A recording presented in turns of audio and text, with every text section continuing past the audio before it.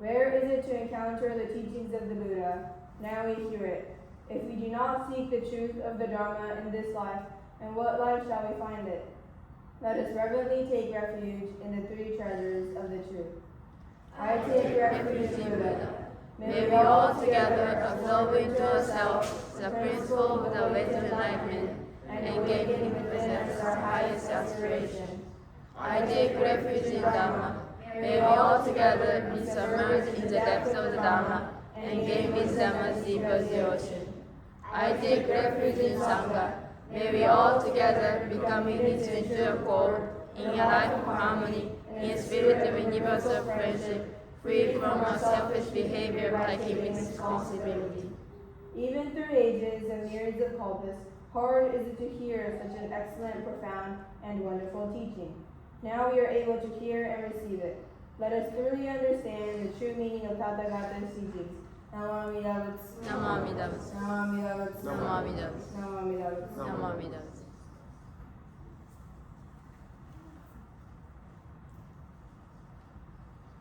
Our understanding of Jodo Shinshu. I am one of everyone. I am a part of the world. I always receive help and support from others, which is called other powers to make my life enjoyable.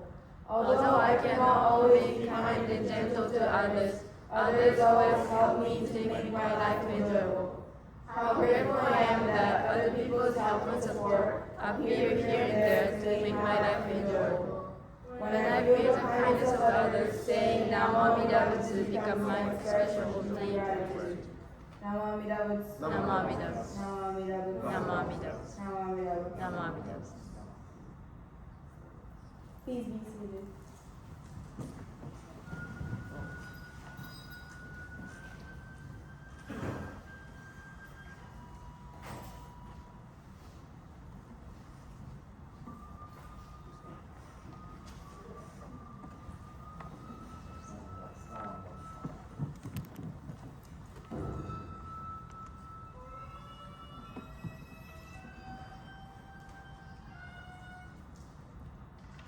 Good morning, everyone. Good morning. Thank you so much for participating today's Fresno late Sunday service this morning. So every month we have a special guest speaker from among everyone, Sangha members.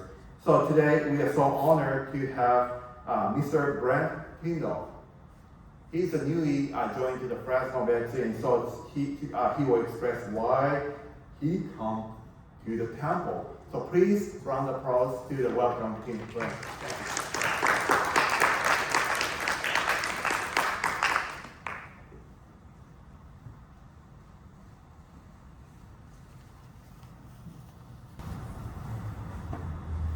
Good morning.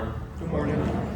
I think the reason why I came to the Fresno Temple was I went back to Japan with my mom. She's part of Kanon and part Japanese, and I think the last 3 generations, everyone gets a trip to Japan. When I went there, I went into a Buddhist temple, and then I kind of came out, and I was really, I think there's just, I need to come back. So my mom in Hawaii, she was Nishi Hogwanji on the Okinawan side. So, and all her Okinawan side was Nishi Hogwanji. So she knew a little bit about Jodo Shinshu and all that stuff. So then when I came back from Japan, I came here because I needed, I just needed something. So and when I was in Japan, I felt, being in the temple, I just needed to come back to Buddhism. So we've also been looking into our Japanese side, because a lot of Japanese Americans are rediscovering because they're losing it from their, my mom's a sansei, I guess, and so we're learning so much. We found papers from camp in the 40s, and she's been going back to Japan to Nagoya to talk with relatives, and it's just amazing. So now we know who we truly are. You know, we know our kimonos, we know our background, who we truly are. It's just because it's being lost. You know, it's being lost. My grandmother, she knew a little bit, but she's Nisei, and then my great grandfather was Issei, I guess, and he died before the war, and then so it was just my great grandmother raising the family in San Francisco. I'm originally from San Francisco. I used to be very active in San Francisco, Japantown when I was a kid, because my mom raised me in the Presbyterian, the Shinto, the Buddhist. I think she wanted to learn more of her Japanese side because she knew the Okinawan side in Hawaii, which was, we're from Itoman, and then which is the last big battle that Japan fought the Imperial before the end of World War II. And then so my great grandmother's from there, and then my great grandfather's from the mountains of Okinawa. So my mom. So we've been on a discovery for the last 2 years. We found out there's 2 lines that came over here to California. One is called the Aoyama, and one is called the Yokoi. And we found out, I just learned all this stuff last 2 years, that the Yokois are the Hojo clan originally, and they had to change their name. And then the Aoyamas are a Fujiwara clan, so we're both samurai clans with the Tokugawa Owari. And so it's just amazing just finding all this out. I think our great grandfather came here because he didn't want to be a Zen minister, and when we found out about 2 months ago, he had to be a priest because in samurai families the 5th son has to be a priest. So he entered the priesthood at 9 years old, and then he escaped 3 times. And then finally he came to California. He escaped on an English ship called the Gaelic, and no one knew where he was. So finally, I think his father found out that he was in California somewhere, and went to look for him like 5 to 8 years later, and finally found him. And but I think his father came with 2 other sons. They had 5 sons, and I think maybe 1 or 2 daughters. And and then so they took him back, and then but I guess he came back, but he got an arranged marriage, you know. So in the samurai Tokugawa orbit, because I know both clans were both in Owari, in the Tokugawa. That was the number 2 Tokugawa castle. The first is Edo, you know, which is Tokyo now. So so they came back, and then my grandmother they were in LA for a bit, and then when they came from Japan, and they didn't like LA. She was supposed to learn English there. She never learned English, even when she passed away in the 70s. And then my grandmother was born in Kingsburg, so they were there in Kingsburg for about 3 years, and then they moved to Turlock, where they had I think 2 gas stations, processing plant. I don't know if it's a land underneath processing plant or was either a tomato peach processing plant, and then a Chinese restaurant. They used to have a Japanese restaurant, but no one ate Japanese food at the time or knew it. They decided to transfer into a Chinese restaurant. So they had cooks from San Francisco, I think, cooked there, and then they had a general store and stuff like that in Turlock. And so they went to they were in Turlock, and then the war came on. So I think things started getting bad in the 40s. My grandfather died. So we were just learning all this stuff. We got all these letters from camp, from from stuff. My mom found out in Nagoya because the sisters went back to Nagoya, even though they're second generation and they were born here. They actually went back and got citizenship again, and she died there. So they wanted to die in Nagoya. So so then the war happened, and then so they were interned in Amachi,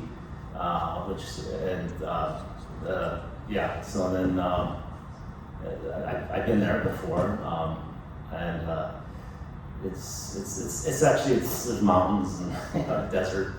So and then after the war, they had my grandmother got married and went to Hawaii to live in Hawaii, the Okinawa side. So that's our Japanese story. We're learning more about, and I'm proud to be Japanese. So they used to have these commercials in San Francisco where they say, you're proud to be Mexican, you're proud to be Japanese, and that was one of them. So, and Ruth Ozawa, I don't know if you know Ruth Ozawa, she's a famous artist from San Francisco. I think she did the fountain in Japantown. So she was there. She would do the commercial, that you see all the time. So that's the reason why I came to the temple was, I think I've always been Buddhist, because my mom. So she always instilled in me Buddhism traits and philosophy. Not just Buddhism, but Shintoism too, a little bit of this and that. So I think that's the reason why I came here after Japan. I had this awakening in Japan. So, and then I came here and I talked to Reverend Kaz, and it's everything I needed. So, yeah.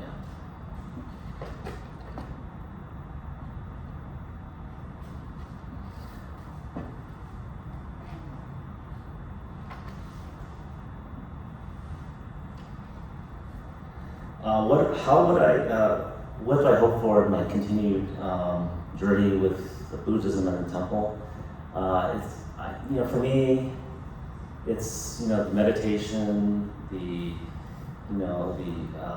learning chanting. This is what I'm looking for. I'm looking for real, authentic experience. What Buddhism is all about. And I found that in Japan, and then that's what I was looking for when I came here. So, and I come every Thursday night to the meditation. I come every Saturday to the meditation. I try to come every other week here. So, but sometimes it gets overwhelming. So, to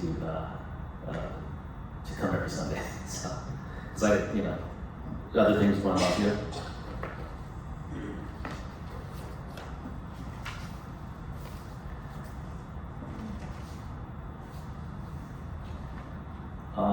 With Buddhist literature, I was really impressed with Reverend Hirano that was here. I read his book. It was called Chicken Teriyaki something. He really inspired me a lot. And his lecture, I think it was 2 years ago, I was really impressed. So I'm just really, it's just a learning experience with him. And he was talking about Japanese American, Buddhism, and everything else about, which just resonated with me. So I was really impressed. So, anyways, that's all I have to say. That's my why I'm here. And I was going to do an interview, but because I'm not really good with public speaking, but I survived. So, thank you. Okay.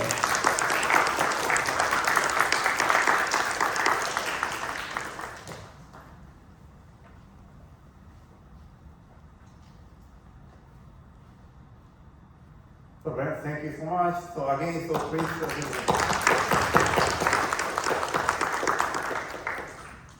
So even he said, first he hasted, I'm not a good speaker. I said, no, these people we like to hear. we have a bunch of speakers. Oh, I want to talk. But in a Jodo Shinshu way, oh, I don't want to talk. That's the people we actually focus. So don't hesitate when we ask you, oh, no. Well, then I say, oh, I want really like to do this, Because those people never disclose who they are. That's the Jodo Shinshu is spotlighting. Then next month we have Bob Shintaku, almost like a Fresno Betsuin legend. He took me to the Boston relocation camp last year. Then he's really quiet. But once we went to the relocation camp, he is talker, he is all talking on and on and on. So that I discovered he has inside passion to share how he experienced the Japanese American concentration camp during the camp. So that's why I actually begged him. He said, please, he said, no, I don't want to talk. Then I said, please share your experience. I will write all the questionnaire, so you can just slowly respond to all my questions. So that way you don't have to worry about from making your talk from scratch. So please expect next month we will have Bob Shintaku. Okay, thank you so much.